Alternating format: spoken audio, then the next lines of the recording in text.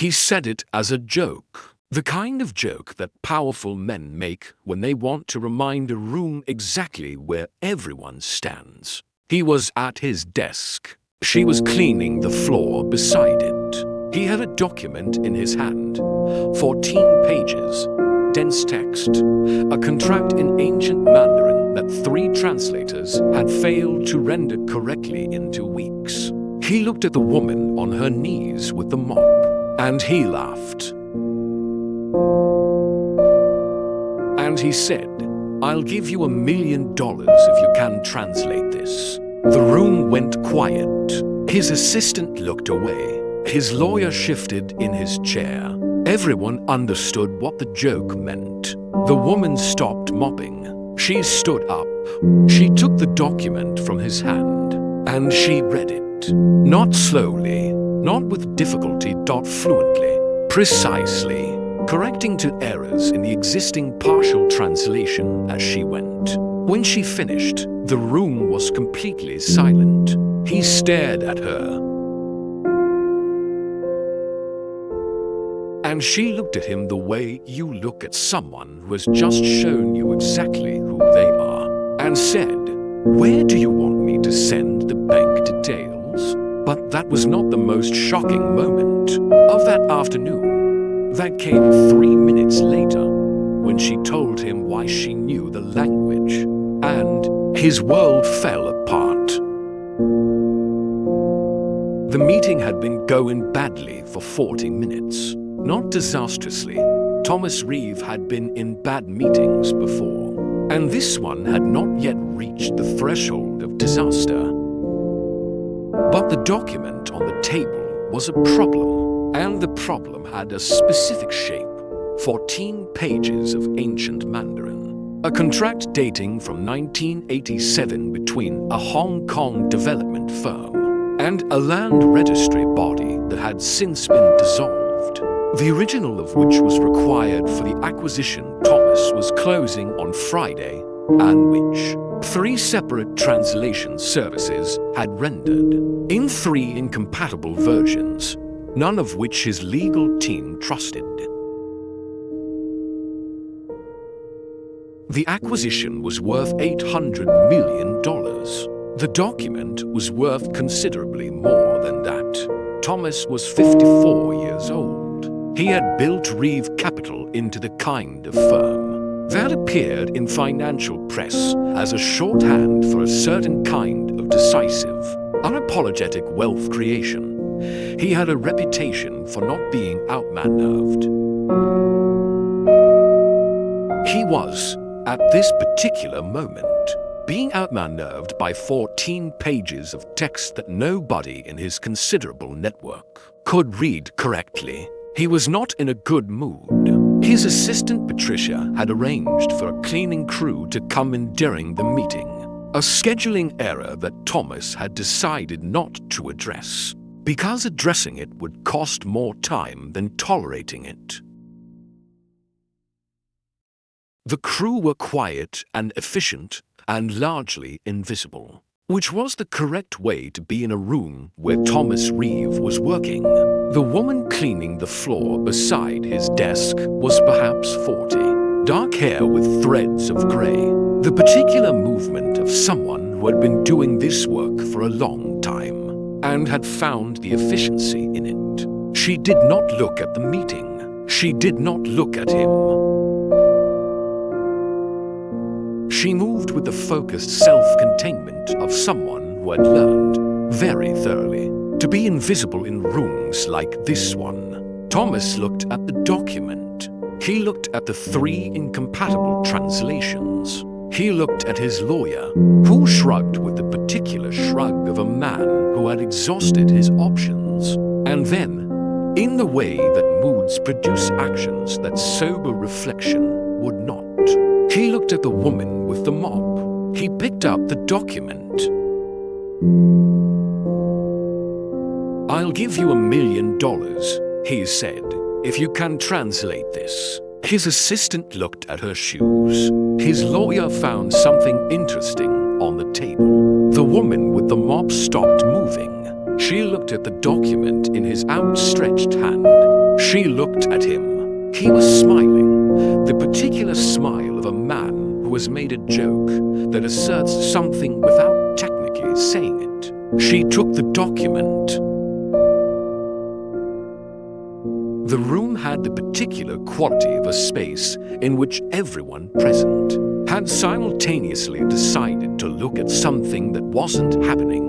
She read the first page, not carefully, or rather, carefully in the way of someone for whom careful and fast were not in opposition, who had read enough in this language that the reading and the understanding arrived together rather than in sequence. She turned to the second page. Thomas's smile had changed quality. It was still there, technically, but it had become the smile of a man who is revising a prediction in real time and has not yet decided what to do about the revision. She reached the fourth page. "Your first translator," she said, without looking up, confused to characters in the land registry clause. The error changes the boundary description significantly. The eastern boundary is 14 meters further than your team believes. Silence. Your second translator correctly identified the boundary, but mistranslated the covenant term. The restriction on development applies only to residential use, not commercial. Your legal team has been operating on the wrong assumption. She turned a page. Your third translator got both of those right, but missed a subclause on page 11 that grants a right of first refusal to the original party's successors. That party no longer exists, so the clause is void. But it needs to be formally discharged before Friday, or the acquisition can be challenged. She set the document on his desk. She looked at him. The room was completely silent. Thomas Reeve, who had not been speechless in a professional context in 20 years, looked at the woman who had been cleaning his floor and said nothing. "The boundary correction alone," she said, "is worth approximately $60 million to your acquisition. The covenant clarification removes a significant liability." She paused. "Where would you like me to send the bank details?" His lawyer made a sound. His assistant appeared to have stopped breathing. Thomas looked at the document, then at her. "Who are you?" he said.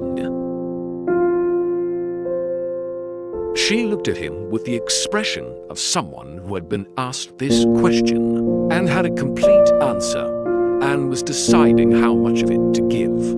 "Rosa May," she said, "I clean your office on Tuesdays and Thursdays." "That's not what I asked," he said. "No," she said. "It isn't." He asked everyone else to leave. They left, his lawyer with the expression of a man storing this moment for future reflection, his assistant with something that might have been satisfaction, and the office was quiet. And Thomas Reeve sat across from Rosa May, who had set her mop against the wall and sat in the chair across from his desk with the ease of someone who had sat in many chairs in many rooms and had long since stopped being intimidated by the quality of the furniture. "Ancient Mandarin," he said. "That's not a common skill." "No," she said. "Where did you learn it?" She looked at her hands for a moment. "I was a professor," she said, "at Peking University, classical languages and literature. My specialization was legal and administrative texts from the Ming and Qing dynasties." A pause. "I held the position for 11 years. He looked at her. "You were a professor," he said, "at Peking University." "Yes, and now you clean offices. And now I clean offices, she said. Without apology, without performance, as a statement of fact that she had made her peace with. What happened? He said. She looked at the window, at the city outside, the particular city that had been her city for 6 years, that she had arrived in with a suitcase and a daughter, and the specific kind of courage that looks, from the outside, like simply continuing. My husband was a journalist, she said. In Beijing, he wrote things that required us to leave quickly. A pause. We arrived here 6 years ago. My credentials were not recognized. My English was functional, but not fluent enough for academic positions. Another pause. My daughter needed stability. Cleaning work was available immediately. It paid reliably. Your English is fluent now, he said. It took 2 years, she said. I studied in the evenings, and you never tried to. I applied, she said. 3 universities. The credential recognition process takes between 2 and 4 years. I am currently in year 3. She looked at him. In the meantime, offices need cleaning. He was quiet for a long time. Your husband, he said. He is a journalist here now, she said. Smaller publication. But he writes. He hasn't stopped. Something in her expression, small, private, the warmth of someone thinking about a person they love. He never stops. Thomas looked at the document on his desk. At the 14 pages that 3 professional translators had failed, and that this woman had read in 11 minutes while standing in his office holding a mop. The million, he said. I'll honor it. I know, she said. You knew I would. I knew you were the kind of man, she said, who says things he means. Even jokes. She looked at him. You said it to diminish me, but you said it, and you'll keep it because not keeping it would diminish you more. He held her gaze. That's a very accurate reading, he said. I'm good at texts, she said. All kinds. He called her the next morning, not through the cleaning agency. He had her direct number because Patricia had found it, which was the particular efficiency of an assistant who understood that her employer was going to want something and had prepared for the wanting. I have a proposal, he said. I assumed you would, she said. I'd like to retain you, he said, as a consultant. Specifically for Asian market documents, contracts, historical records, anything requiring the kind of expertise you demonstrated yesterday. I have a cleaning schedule, she said. I'll pay considerably more than the cleaning schedule, he said. I know, she said. That's not the point. He paused. What is the point? The people I clean for, she said. I've been doing it for 6 years. Mrs. Adayemi on the 3rd floor. Her husband is ill, and she relies on the work being done correctly so she doesn't have to think about it. The law firm on 7. They have a system that works, and it works because I'm part of it. She paused. I can't simply leave because a better offer arrived. You could give notice, he said. I could, she said. I will, properly, when the time is right. But I won't abandon people who depend on me because something more convenient appeared. He was quiet. Mrs. Adayemi, he said. On the 3rd floor. Yes. I own the building, he said. I can arrange for her cleaning to be covered without interruption. A pause. You would do that? I would, he said. If it means you can transition properly without leaving anyone without support. She was quiet for a moment. You're different from yesterday, she said. Yesterday I made a joke at your expense, he said. I'm aware of that. You are, she said. Most people in your position wouldn't be. Most people in my position, he said, haven't been corrected by someone cleaning their floor. Did it help? Significantly, he said. She laughed, a real one, brief and genuine. All right, she said. 2 months' notice. Proper handover. Mrs. A Dianese arrangement confirmed in writing. Done, he said. And Mr. Reeve, she said. Yes, the document. The right of first refusal clause. You need to file the discharge before Thursday, not Friday.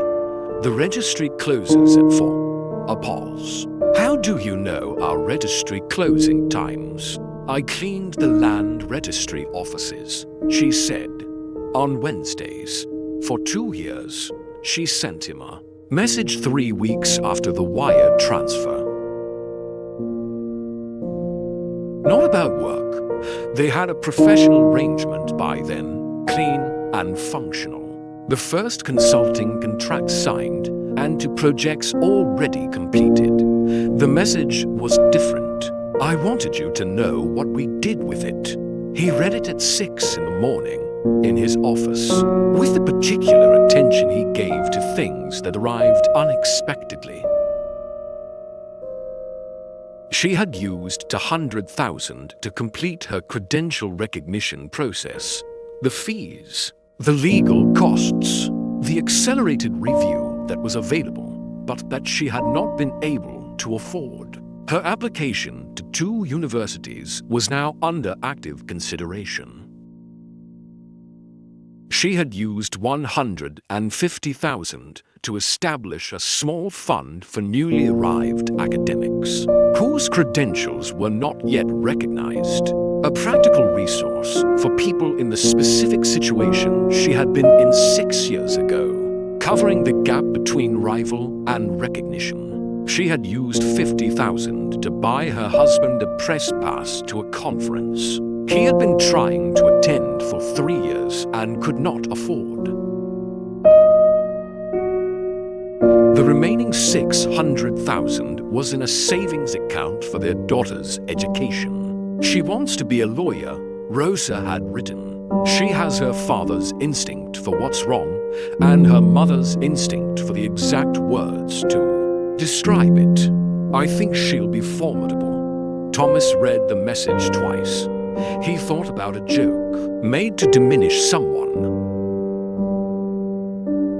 He thought about what the joke had cost him, nothing, and what it had revealed, everything, and about the particular accounting of moments that seemed small and turned out to be the ones that mattered.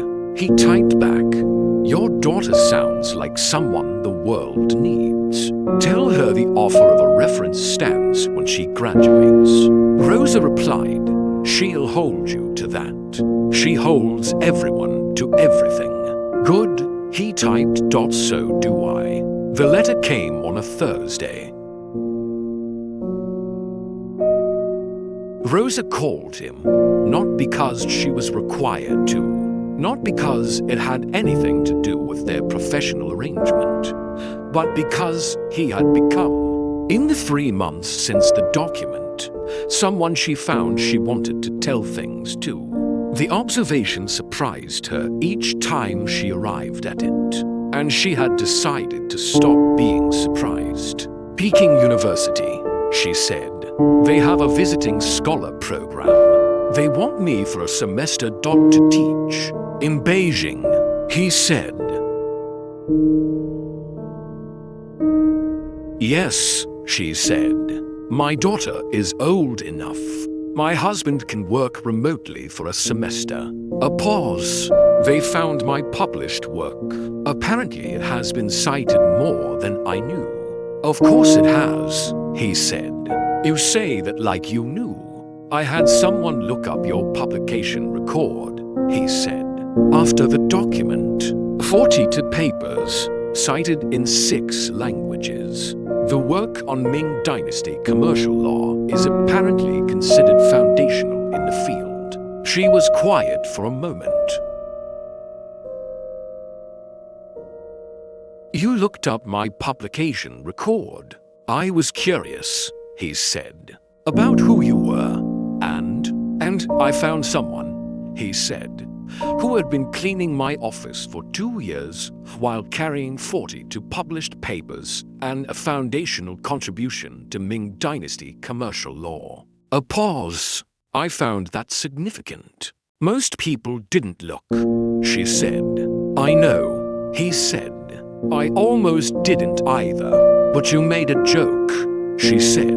I made a joke, he said. And you answered it. I was tired of being invisible, she said simply. That day specifically, I had received the 3rd rejection from the credential process that morning. I was tired. A pause. When you held out the document, I thought, why not?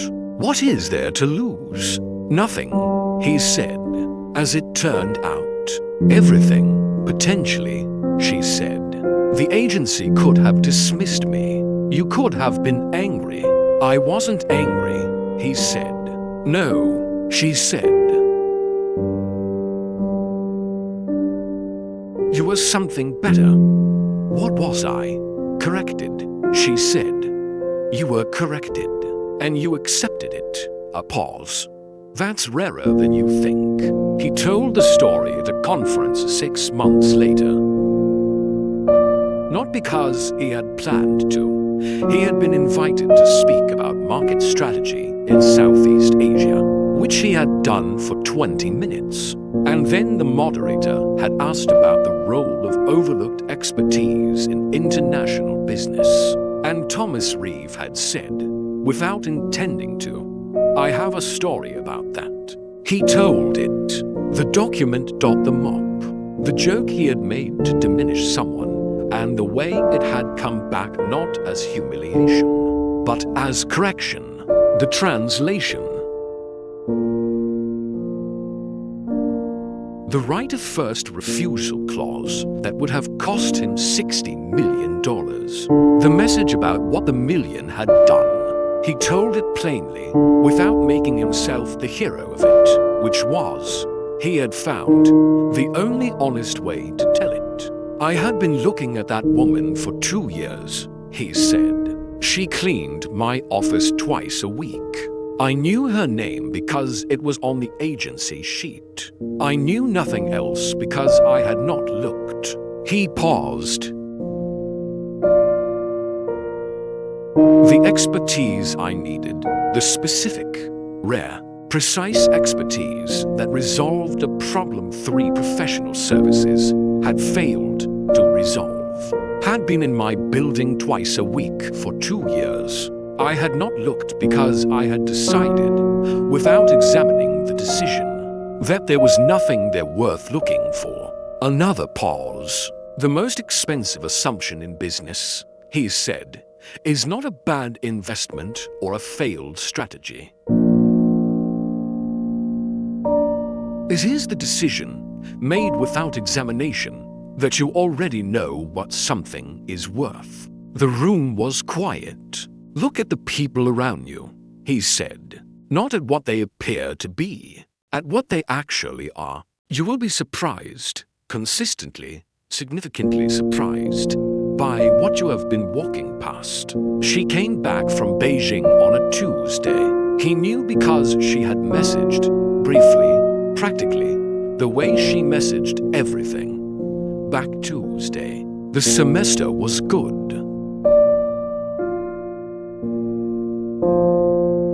My daughter got into law school. He was at the airport, not because she had asked him to be. She had not asked, would not have asked, was not the kind of person who asked for gestures. He was there because he wanted to be, which was the only reason he had needed for some time now. She came through the arrivals gate with her husband, a man Thomas had met twice, quiet and precise, and with the particular warmth of someone who had been through hard things, and had not let the hard things make him hard. Their daughter was beside them, 18, with her mother's directness, and, apparently, her father's instinct for what was wrong. She saw Thomas and stopped. "You're here," she said. "I'm here," he said. "Why?" "Because you came back," he said. "And I wanted to be here when you did." She looked at him for a moment, with the assessment she brought to everything, honest and complete. "My daughter," she said, "would like to ask you something." The daughter stepped forward, 18 years old, dark hair, her mother's eyes. "The reference," she said. "You offered 4 years ago, essentially. I'm holding you to it." "I told your mother I would," Thomas said. "I keep what I say." The daughter looked at him. "Good," she said. "Because I intend to be formidable." "I know," he said. "Your mother told me." Rosa looked at Thomas. Thomas looked at Rosa. "Come," she said. "My husband makes terrible coffee and insists on making it for everyone whenever he's been away. It's his way of saying he's glad to be home." "I'll come," Thomas said. "It's very bad coffee," she said. "I've had bad coffee before," he said. "Not this bad," she said. "Then I'll have something to compare everything else to," he said. She almost smiled. "All right," she said. "Come." He wrote it down that evening, not for publication, for himself, in the notebook he kept on his desk, the one his assistant was not allowed to touch, the one that contained the things he was still working out. He wrote, "The joke was meant to establish distance, to remind the room and myself of the natural order of things. The person on their knees with the mop, and the person at the desk with the document. The assumption that these positions reflected something real and fixed about the people occupying them. The assumption was wrong. It is almost always wrong. We assign value to people based on the position we find them in. We decide what they are worth from the evidence of what they are currently doing. We look at the surface and conclude we have seen the depth. Rosa may have been cleaning my office for 2 years. In those 2 years, she had published nothing new because she had no platform. She had taught no students because her credentials were not recognized. She had contributed nothing to the field she had spent 20 years building because the system through which such contributions are made had not yet processed her paperwork. She was, by every measure I had been using, invisible. She was, by every measure that actually mattered, extraordinary. The failure was mine. Not the system's, though the system failed her too, significantly and unjustly, not mine. Because I had the eyes and I had the proximity, and I had chosen, without examining the choice, not to see. The $1 million was the least of what I owed her. What I actually owed her, what we all owe the people we walk past, is the simple, demanding, never finished work of looking properly, of asking, what is actually here, of refusing the assumption that we already know. He closed the notebook. He looked at the city outside his window, the city that was full of people carrying things. nobody had looked at, expertise nobody had asked about. Lives that the positions they currently occupied did not begin to describe. He thought about a woman with a mop and 14 pages of ancient Mandarin. He thought about what she had cost him, nothing, and what she had given him. He picked up his phone. "Good coffee tomorrow?" He typed, "I'll bring it." "The good kind," Rosa replied in 30 seconds. "My husband will be offended. Tell him it's a business meeting," Thomas typed. "He won't believe you," she wrote. "No," he typed back, "but it'll give him something to write about." 3 dots. Then, 7 a.m. "Don't be late." He smiled. "I'm never late," he typed. "Everyone's late to something," she wrote back. "You were 2 years late to looking properly. Don't make it 3. He set the phone down. He sat in his office for a long time.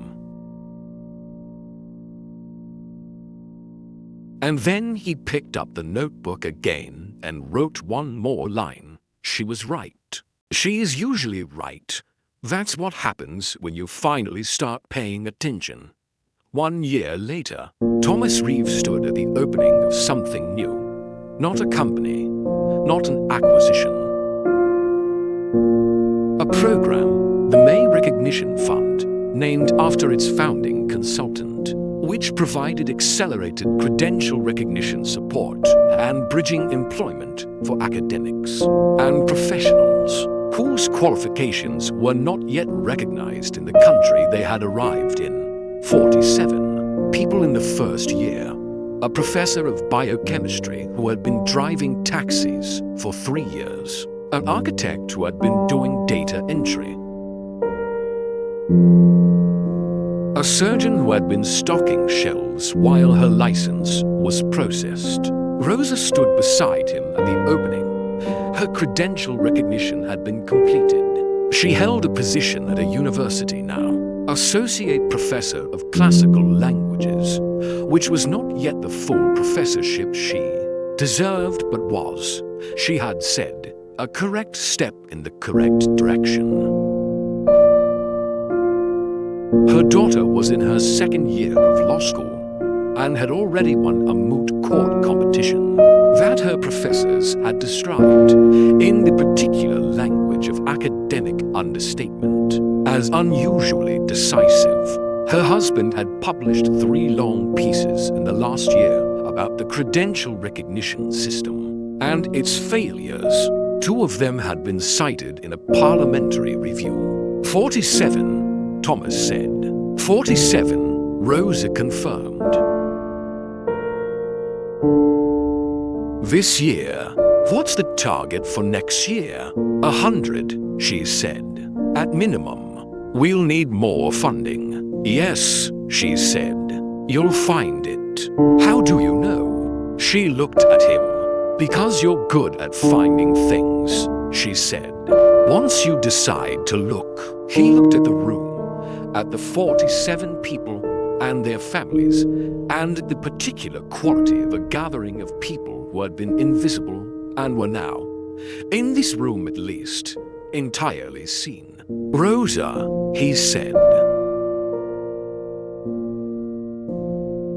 Yes, thank you, he said, for answering the joke. Thank you, she said, for keeping it. They stood together in the room that had started with a document and a mop and $1 million joke. And outside the city moved and hummed and continued doing what it always did, full of people, carrying things that nobody had looked at yet. We walk past extraordinary people every day. We assign them a value based on what they are currently doing. We mistake the position for the person. We decide we already know. The most expensive assumption is the one we never examine. Look at the people around you, not at what they appear to be, at what they actually are. You will be surprised, consistently, significantly surprised, by what you have been walking past. The question is not whether extraordinary people exist around you. They do. The question is whether you are paying attention.